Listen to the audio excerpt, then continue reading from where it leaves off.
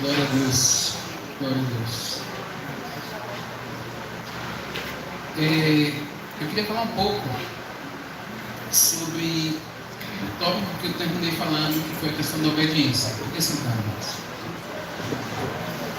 Que o Senhor possa nos direcionar e que tudo aconteça segundo a boa vontade dele. Eu gostaria de ler com vocês Mateus, capítulo 3, versículos 1 e 2. Mateus, capítulo 3, versos 1 e 2. Eu queria ampliar um pouco o conhecimento nosso acerca desses textos. Mateus, capítulo 3, verso 1. Eu estou lendo aqui na Corrigida Fiel.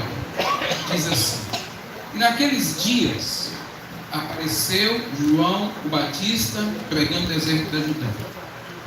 Versículo 2: E dizendo: Arrependei-vos, porque é chegado o reino dos céus.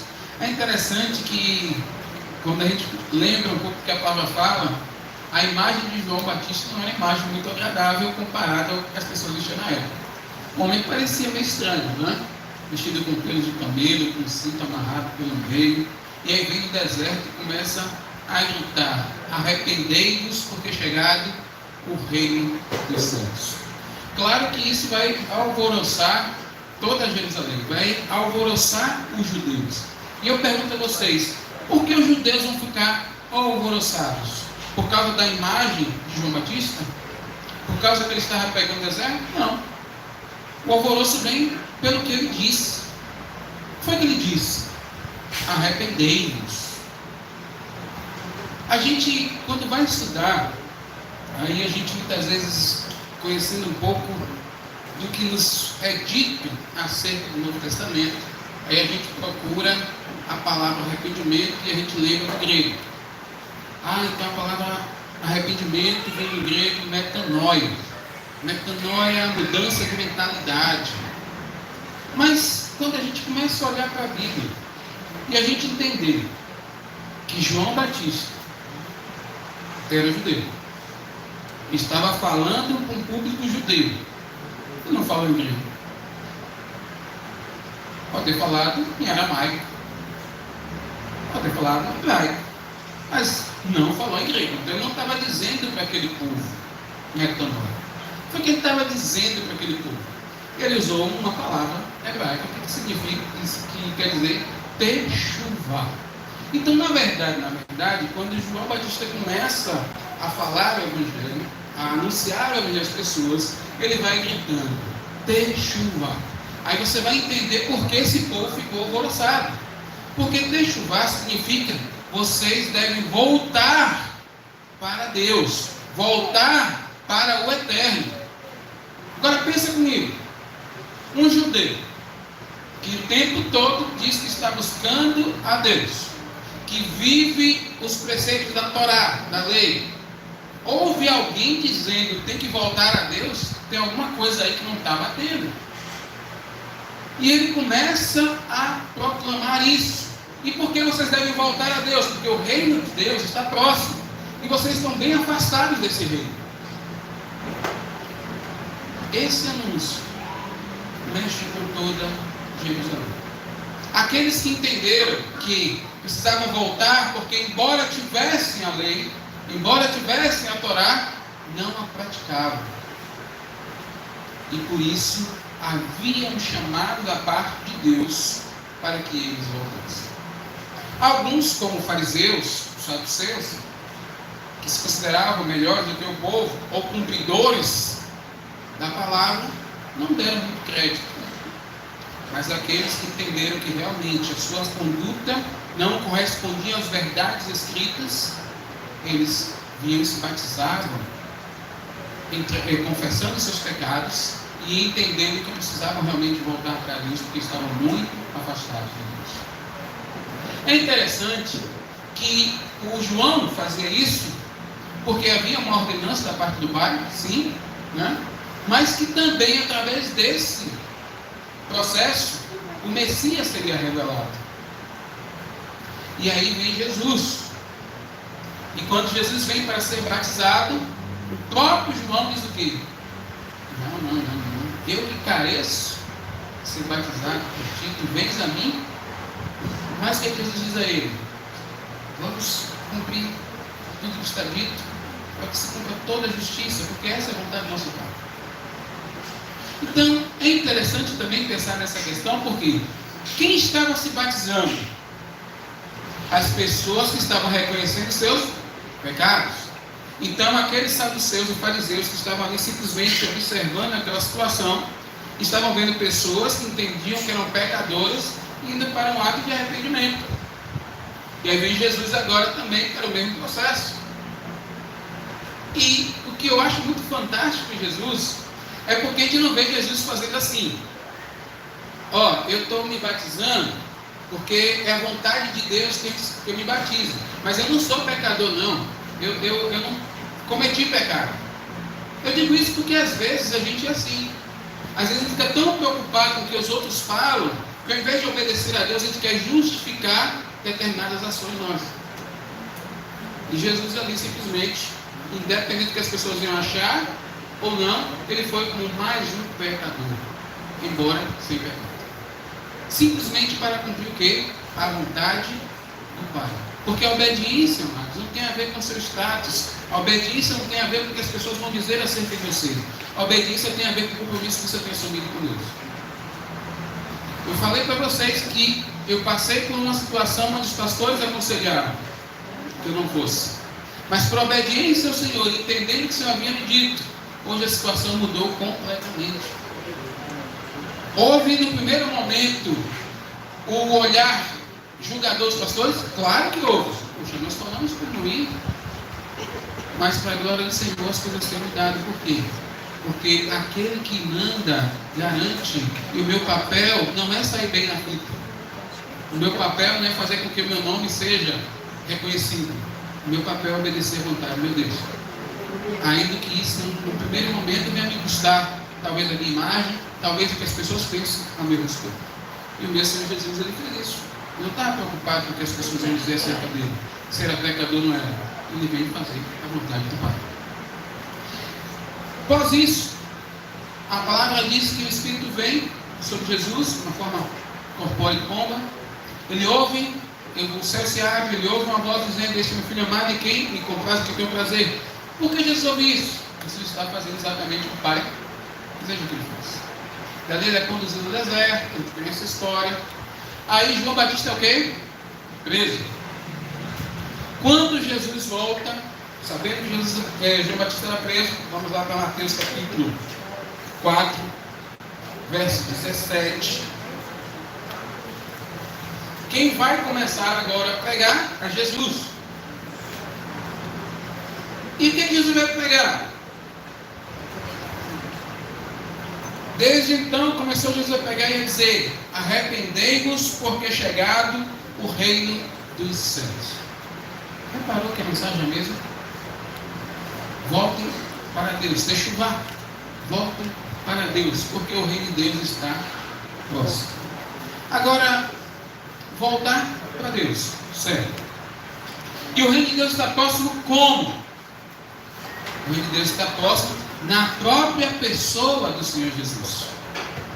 Olha que coisa fantástica. Por quê? Porque eu disse para vocês que muito naquela época se gabavam de cumprir a Torá. Mas na verdade eles não cumpriam. Eles mais cumpriam o que chamamos de lei oral, das interpretações da Torá, do que a própria orientação do que Deus havia dado. Então o próprio Jesus diz assim: eu não vim anular a lei, mas eu vim fazê-la cumprir, porque vocês estão longe daquilo que Deus determinou e daquilo que foi orientado. E Jesus começa a viver da forma que deveríamos viver, de acordo com os princípios que foram estabelecidos por Deus.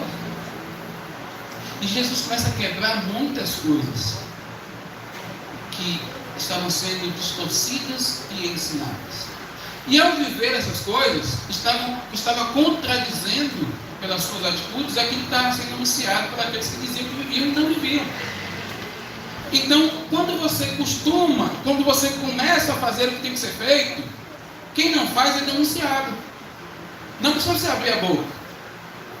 mas é porque as suas atitudes deixam claro. Ou seja, se você está numa empresa, está trabalhando, todo mundo engana, todo mundo age de uma forma que não convém, e você começa a fazer da forma correta, automaticamente quem age no engano vai ser revelado. Não é você que está revelando, as atitudes dela vão ser visíveis. E o que Jesus começou a fazer foi isso. Começou a viver o Evangelho e, logicamente, a verdade foi sendo manifesta. E aí a gente vê que a palavra diz o quê? Que o povo dizia: este homem fala como tendo autoridade. Por que de autoridade? Porque vivia o que estava escrito. Se a gente para um pouco para pensar, não é diferente dos nossos tempos hoje. Nós precisamos voltar e novamente fazer como João e Jesus fizeram. Nós vamos precisar nos dias de hoje trazer de novo a mensagem, deixa lá. Talvez assim não, talvez ninguém vai entender o nosso português. Mas talvez venhamos falar: necessário que a igreja volte para Deus. Necessário que a igreja entenda os princípios de Deus. Mas por que isso? Porque a igreja hoje, muitas vezes, ela está se adequando ao mundo de forma incorreta. Como assim se adequando ao mundo? Ah, não, porque uma mentirinha. Não, porque todo mundo faz. Mas nós somos chamados para viver os princípios da palavra. E quando você vive os princípios da palavra, as bênçãos de Deus vêm sobre nós. Vem. Mas existem também consequências. Consequências porque você está num mundo que está contra os princípios de Deus. E aí automaticamente que você passa a ser perseguido. Automaticamente passa a ser que você não seja bem visto. Por quê? Porque o mundo prefere viver na mentira do que viver na verdade. Mas nós não estamos aqui para agradar aos homens. Estamos aqui para agradar a Deus. E por conta disso nós entendemos que o Senhor tem nos chamado para fazer diferença nessa terra.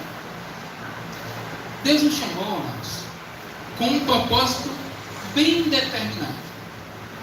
Que propósito é esse? Nos tornarmos filhos dele. Só que muitas vezes a gente não entende que ser filho de Deus não é simplesmente a gente encher o peito e dizer: não, Deus é o meu Pai e agora. Não. Ser filho de Deus é representar Deus na terra. Foi o que Jesus fez. Como é que saberíamos como o filho se comporta se Jesus não mostrasse como se comportar? Então ele viveu. Ele mostrou por suas atitudes o que é ser o filho de Deus. Um homem que obedece aos princípios, que está sempre disposto a aconselhar, que está sempre disposto a ajudar, que está realmente demonstrando o amor de Deus, independente das pessoas, independente do retorno que possa ter. Às vezes a gente ficou com uma mente muito comercial, muito capitalista. Já reparou? Rapaz, eu via hoje falando aqui do café que se tem. E foi dito aqui pelo pastor que dia de ceia, é isso mesmo? Tem um café. Todo domingo tem um café. E me corrija se estiver errado. Esse café é só para os irmãos da igreja? Não. Você entende? Ou seja, o café está aberto. O cara às vezes vai vir aqui só tomar café. Não há uma moeda de troca. Isso é crente, meu irmão? Então não tem que tomar café, não. Você está entendendo? É essa coisa que a gente precisa entender. Precisa fazer o bem, independente se a pessoa vai ficar ou não, se ela vai se converter ou não. Isso que Jesus ensinou.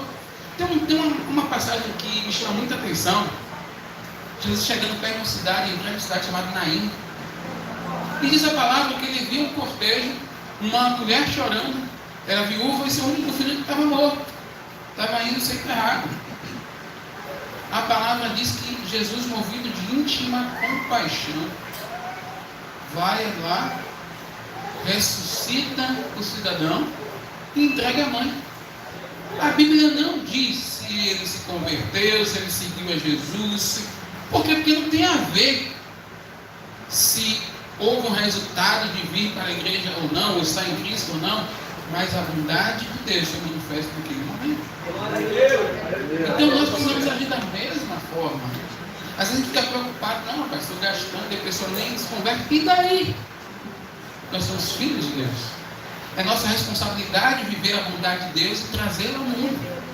É nossa responsabilidade ser o sal, ser a luz. Porque Jesus fez isso. E interessante, Jesus quando morreu e se entregou, a gente estava como? Acabado. Não foi isso? Ele morreu por nós, e nós ainda o quê? Pecadores. E quando ele pegou, ele não pegou para um grupo. Ele não morreu por um, morreu por todos, mas nem todos queriam. Como também hoje nem todos querem. Então, qual é a minha responsabilidade e a sua? Viver e voltar para viver os princípios da palavra. Eu sei que é importante nós sairmos e evangelizarmos. Eu sei que é importante nós irmos anunciar o Evangelho. Mas se o Evangelho não for visto na sua vida e na minha, que Evangelho é esse que você está falando? Se o teu vizinho não consegue ver Jesus em você, se o teu colega de trabalho, então que Evangelho é esse que você está vivendo, que não é o Evangelho que Jesus vivia? Você tem uma outra história também que eu acho muito interessante, que a história está lá em João capítulo 4. A história da mulher samaritana. Quem conhece um pouco da cultura e da história, vai lembrar que a mulher samaritana era uma mulher que os samaritanos em si já eram um povo bem rejeitado. Isso tem a ver um pouco atrás com a questão da parte de Israel ter sido deportada lá pelos sírios. Mas aí a gente fala, os pastores já explicam isso outro dia. Vamos lá para o ponto. Para um judeu, uma mulher samaritana era uma mulher totalmente impura. Se uma mulher samaritana toca num judeu, misericórdia, aquele homem estava impuro. Era algo terrível.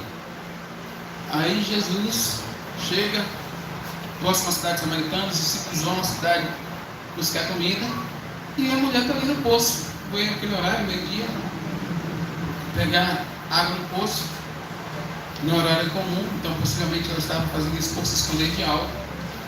Mas tudo bem. E Jesus começa a conversar com ela. O que é que Jesus pede a ela? Água.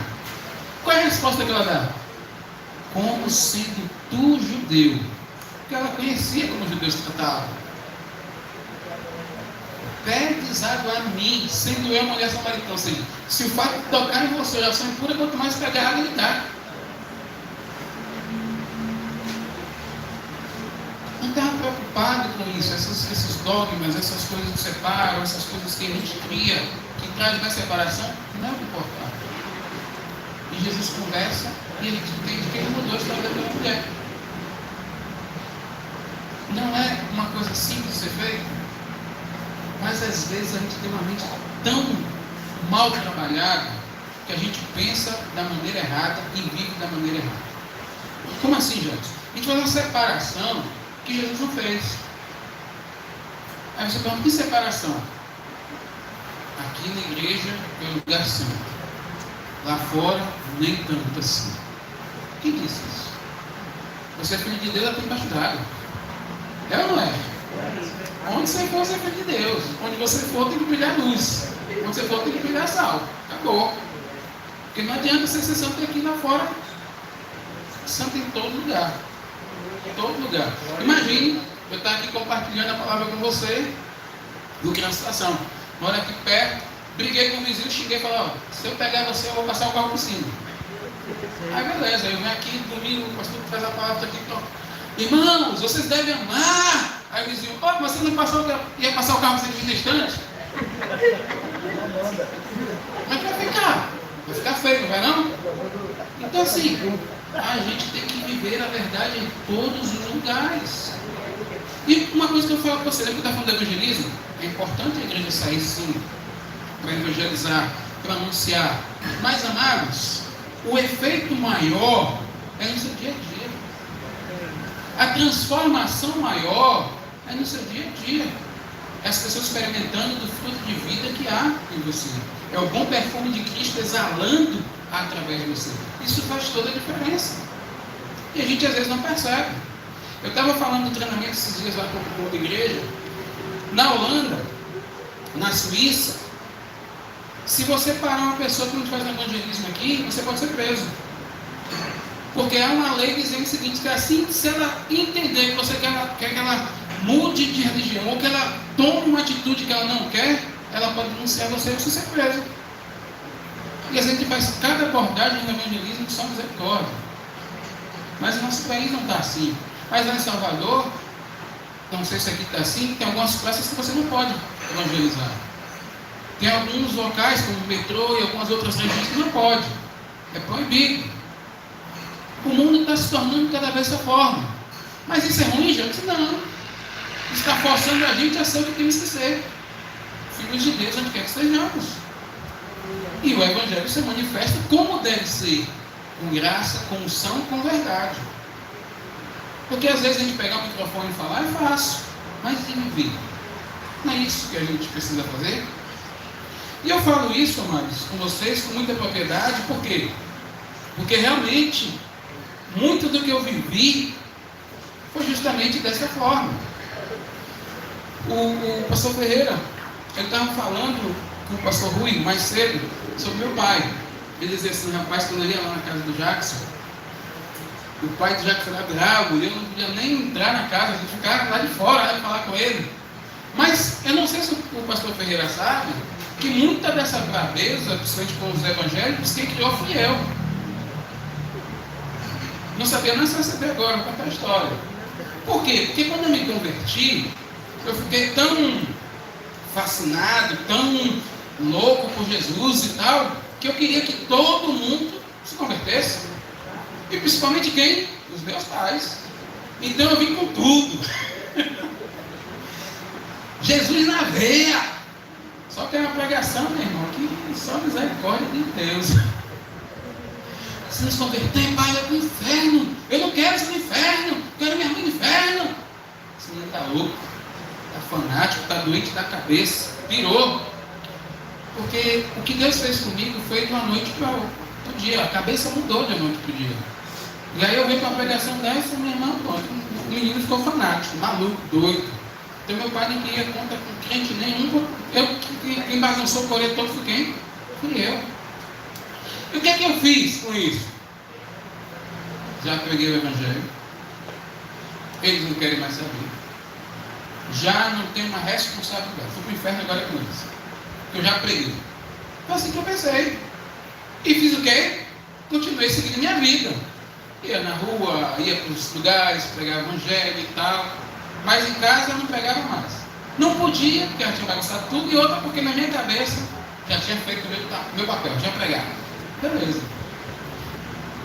Tudo tem consequência. Tudo tem consequência. Não adianta empurrar a poeira para baixo do tapete que depois o bicho pega. Mas tudo bem. Aconteceu que conheci a minha futura esposa. E aí, estou lá me programando, né, aquela questão toda, apaixonado, eu vou me preparar, vou trabalhar, vou me organizar, comecei a trabalhar e tal, me organizar.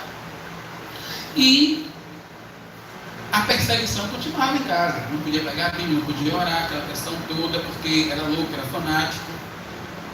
Aí tive uma excelente ideia. Vou conversar com o meu pastor Ricardo. Porque você já tinha voltado, né? Já tinha vindo para o Rio. E eu fui conversar com o pastor Ricardo. E aí sentei com o pastor Ricardo e falei assim: pastor Ricardo, está uma perseguição terrível lá em casa. O diabo está aprontando de um jeito, se levantou. E agora o que eu tenho que fazer?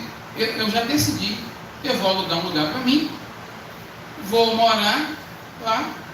Porque em casa eu não consigo orar, não tenho tempo, é uma perseguição. Então eu vou ficar em casa buscando ao Senhor. Posso ter minha vida melhor, porque eu não consigo nem orar em casa, porque não deixa aquela questão toda, tal. E eu estou colocando aqui dentro do Senhor, para o Senhor saber que eu vou estar alugando uma casa, vou estar morando só até o casamento, tal. Então, o que é que o Senhor acha disso? Aí o pastor Ricardo me ouviu e falou: vou dar um conselho. Eu falei: tudo bem. Volte para sua casa e desfaça a bagunça que você fez. Eu falei: não, você não está me ouvindo, você não entendeu o que eu falei. Eu estou sendo perseguido. Volte para sua casa e desfaça a bagunça que você fez. Você acha que eu saí como Davi? Foi nem Davi, não foi? Não é Deus que está falando, não, né? Não é Deus, não, meu irmão. Saí zangado dali. Falei: não, o pastor não está entendendo nada. Não está entendendo. O perseguido sou eu. perseguido sou eu, porque eu quero viver o Evangelho, eu quero viver a vontade de Deus, e eles não entendem. E aí comecei a orar, falando, Senhor, o pastor não está entendendo, me ajuda, me dá entendimento. Depois de uma semana aproximadamente, o Senhor me respondeu. Oh, glória! O Senhor trouxe a resposta que eu tanto precisava ouvir da parte dele. Só não sabia que não era aquilo que eu queria. Mas o Senhor me respondeu. E qual foi a resposta, Jacques, que Deus me deu? Você só vai sair, você só vai casar quando seus pais se converterem. Eu falei, não é Deus que está falando comigo. Não é possível que Deus está me falando isso. O pastor Ferreira falou um pouco. Meu pai bravo, só ele, por causa das agonias que eu mesmo tinha feito. Um homem que era extremamente filósofo, sabia de tudo, entendia de tudo na cabeça dele. Uma mãe muito doida. Falei, pronto, me converto, não vou casar nunca agora. Agora foi que deu. O pastor disse que não é para desfazer a bagunça, eu não sei nem que bagunça foi que eu fiz. Olha. E agora Deus disse que eu só vou casar quando. Não vai acontecer isso nunca. Não podia pegar uma Bíblia dentro de casa. Não podia dobrar um joelho. E meu pai vinha, sai daí, sai, tá doido? Tá maluco? O que é que eu fazia? Eu acordava, eu levantava meia-noite, ia para o banheiro de casa, ficava até 4 da manhã, orando, porque eu não sabia o que ia fazer. Eu queria casar, né? Mas não sabia como é que ia acontecer isso, porque como é que eles vão se converter se eu não posso nem falar nada? Então era de meia-noite a 4 da manhã orando, pedindo sabedoria, pedindo ao Senhor como fazer. E o Senhor me disse, obedeça a eles. E aí, eu estava com 22 anos já, nessa época. Meu pai disse, seu horário de chegar em casa é 10 horas. 10 horas que eu podia estar em casa. Você não pode jejuar. Eu não jejuava na frente deles, eu dava meu jeito. Não pode ler essa Bíblia. Não ler na frente deles, mas meia-noite às 4 eu estava lá, orando. Mas irmãos, o que eu quero que vocês entendam é o seguinte, estão me vendo casado, né? Então, alguma coisa aconteceu. O que aconteceu? Em menos de um ano, o Senhor alcançou os corações. Sem palavra. Porque eu simplesmente busquei fazer o que a palavra me ensinou. Ser luz e ser sal. E eu comecei a entender que o Evangelho é muito mais do que falar. Eu não tinha noção. Eu comecei a ter mais cuidado quando falar com as pessoas. E busquei viver mais daquilo que Deus tem me ensinado. E comecei a aplicar isso na minha vida. Eu trabalhei por muitos anos na minha vida como professor. Sou professor de biologia de formação.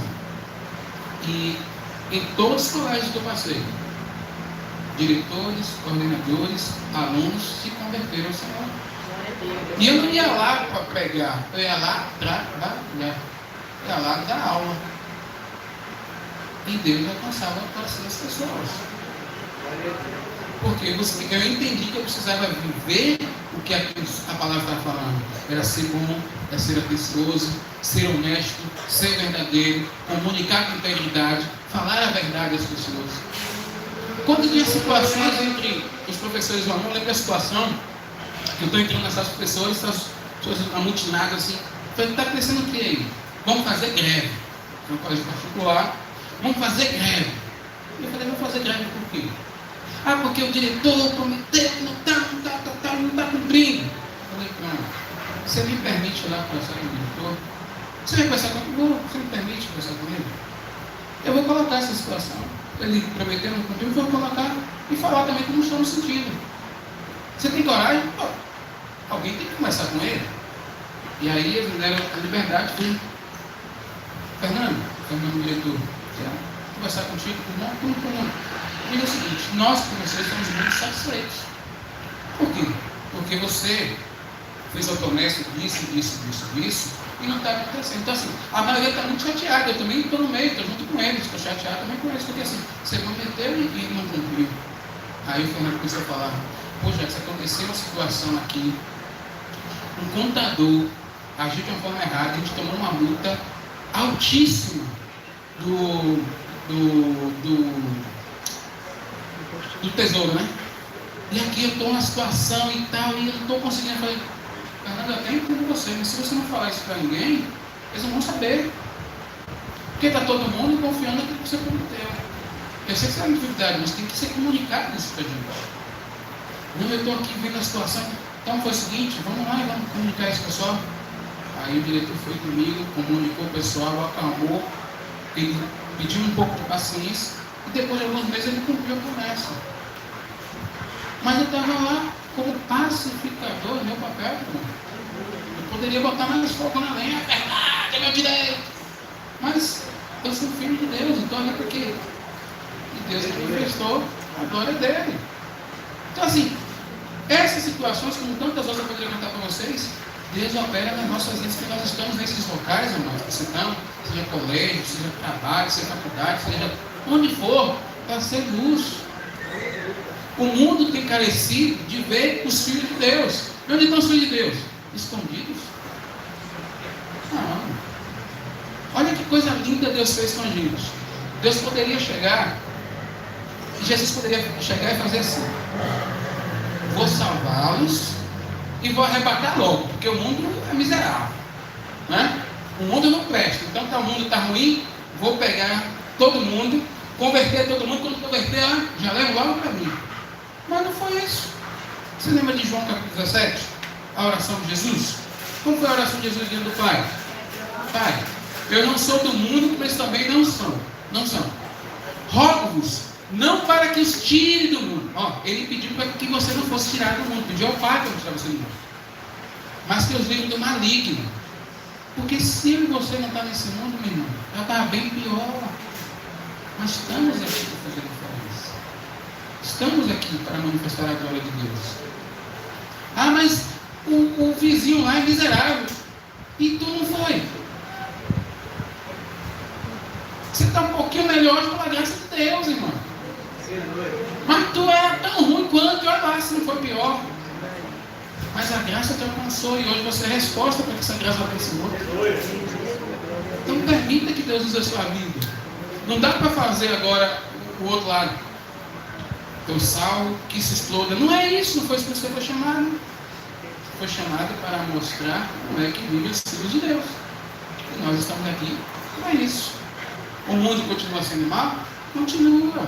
Mas nós vamos dia a dia revelando o amor de Deus, as verdades dele. E aqueles que hão de ser salvos vão chegar.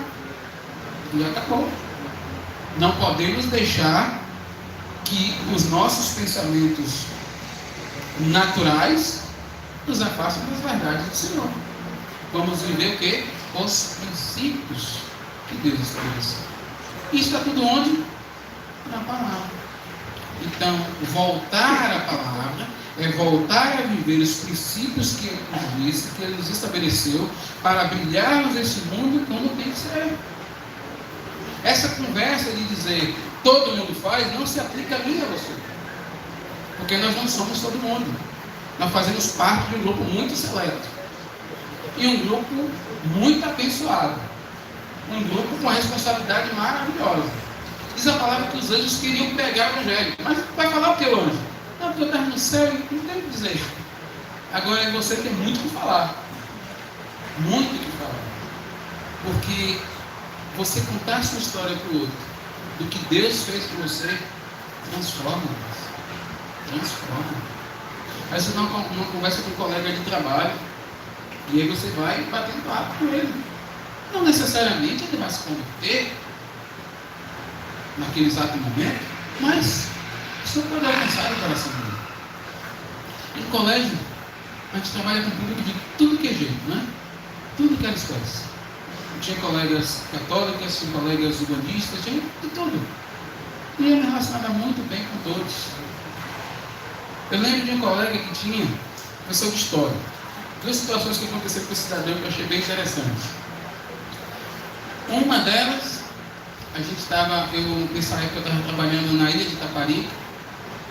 Então a gente tinha que ir de balsa. A gente chama lá de ferro, mas acho que a gente chama balsa, né? E a gente eu atravessava 2 vezes na semana. E os meus horários coincidiam com o dele. Aí um dia estávamos retornando e ele disse assim para mim: Jacques, vou te fazer uma pergunta. Agora, nada de religião. Você que é pastor, mas não quero nada de religião. Eu quero que, sinceramente, você me responda. Tudo bem, pode perguntar. Como você vê o homossexualismo à luz da biologia? Eu era professor de biologia, estudava eu, professor de história, professor de matemática, professor de português. E é isso aí. Bem, pela ótica da biologia, a homossexualidade é uma aberração. Aí, eu disse para você não falar de religião. Eu não estou falando de religião, estou falando de biologia. Aí o professor de português, você disse que queria ouvir, deixa ele explicar. E eu comecei a explicar ele. Se você tem indivíduos do mesmo sexo se relacionando, biologicamente falando, não tem perpetuação da vida. E se a biologia, ela trabalha para que haja vida e proliferação, como você quer que indivíduos do mesmo sexo produzam? Então isso, para a biologia, não existe. E aí ele parou e ficou, se você quiser me explicar uma coisa diferente, porque até você, historicamente, vai entender quando foi que surgiu esse contexto de homossexualidade, que surgiu na Grécia Antiga, na Roma Antiga e até muito antes. Então, eu conheci um pouco de história, mexeu na área dele, ficou quieto. E esse mesmo cidadão, ele costumava fazer algumas brincadeiras sem graça. Quando a gente é crente, como a gente serve o Senhor, já sabe, né? A gente é motivo primeiro com as brincadeiras. E ele fazia, eu não ligava. Às vezes entrava na brincadeira, isso mesmo. Mas quando o cidadão passava qualquer dificuldade, precisava de oração, você acha que ele procurava tudo? E quem olhava para ele? Mas se eu falasse, vou orar por você, não, você não está me abusando ali na estante? Orava por ele, abençoava a vida dele. E para agora, Senhor, tem um respeito muito grande na minha vida até hoje, por causa de porque nós manifestamos aquilo que somos, filhos de Deus, onde quer que nós estejamos. Então, amados, Deus tem nesse tempo, um chamado para voltar aos princípios da palavra, princípios esses que farão com que ele seja visto e experimentado em nossas vidas. Temos muitas coisas a nos preocupar, mas a principal coisa é viver uma vida que realmente revele o Senhor Jesus. A gente precisa ter como foco que os professores existem. E não é coisa muito difícil de fazer, porque é ler e obedecer. Não tem um mistério. Mas já que eu tento, eu até me esforço, mas é difícil, não? Vou lhe dizer, ser crente não é fácil, não. Não é assim que às vezes a pessoa diz pra gente. Deixa eu dizer uma coisa para você. A Torá, a lei judaica, ela traz orientações e o cidadão tinha que cumprir as orientações, certo? E o cidadão tinha que cumprir como? Na Torá. Quando eu falo na Torá, o esforço dele. Mas eu e você, nós tivemos uma graça e uma ação poderosa de Deus que nos capacita. Jesus disse que ele voltaria ao Pai, mas que não nos deixaria órfãos. Enviaria outro Consolador, que estaria conosco todos os dias. O próprio Jesus necessita para estarei convosco todos os dias até a consumação dos séculos. Ou seja, Jesus vem, se esvazia de si mesmo, para que você hoje não abrisse a boca e dissesse, Jesus é Deus, ele conseguiu. Não, se esvazia, se deixa ser cheio do Espírito, e tudo que realiza pela força do Espírito que estava nele. E para que eu e você pudesse andar como ele andou, deixa o Espírito para que habite em mim e você, e que nos ajuda a viver o que ele disse. Então o esforço nosso não está ligado a uma força de braço, mas está ligado a uma obediência. Está ligado a ouvir e atender. Essa é a graça que o Senhor nos deu, a capacidade que Deus nos deu. Podemos ser a luz, podemos revelar a verdade dele, desde quando passemos a ouvir os princípios que ele estabeleceu. E eu encerro minha palavra com você dizendo: volte aos princípios do Senhor. Sejam o sal que Ele chamou você para ser. Sejam a luz que Ele chamou para que você seja. E quando as pessoas virem a você, fale daquilo que Deus fez na sua vida. E quando as pessoas disserem que querem caminhar com esse Deus que você serve, cuide delas. Porque a ordem não era só ir. Portanto, ide, Mateus 28:19, e fazer discípulos. Ensine, ajude, fortaleça. É um bebê que está chegando. Quando o bebê nasce, a gente cuida do bebê, não cuida? A gente tem um mau costume na igreja, que a gente fala assim, já te ensinei, já? E larga o cara. Aí eu lembro do bebê, imagine a mãe disser, deu a mamadeira, um mês, falou, pronto, já sabe onde fica a mamadeira, já sabe onde fica tudo, agora se vire. Aí a gente fala assim, não, chegou. Ensinar, fortalecer, edificar, cuidar dele, é nosso papel. Jesus ficou 3 anos e meio com aqueles 12 irmãos. Um ainda traiu ele, mas os demais deram continuidade. Não foi? Então que Deus capacite vocês também com graça, com unção, com verdade, que vocês façam muito mais que já têm feito para a glória dele. Deus abençoe mais, obrigado pela oportunidade.